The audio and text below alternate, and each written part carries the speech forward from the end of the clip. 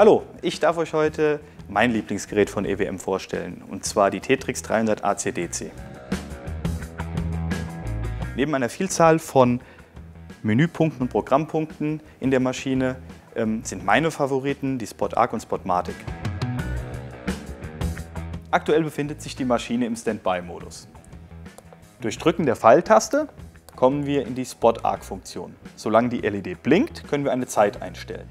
Erlischt die LED, können wir die dazugehörige Amperezahl einstellen. Danach können wir unseren Punkt ausführen. Nun zeige ich euch die Spot-Arc-Funktion.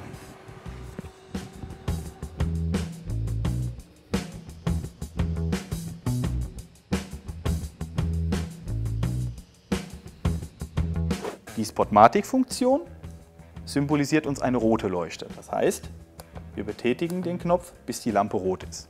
Bei der Spotmatic-Funktion kann ich einige Punkte hintereinander machen, ohne jeweils den Brennerknopf zu halten.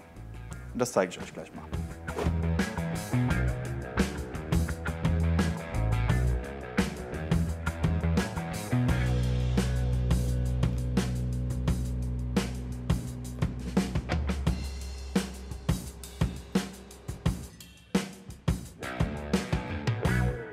Es ist der Wahnsinn!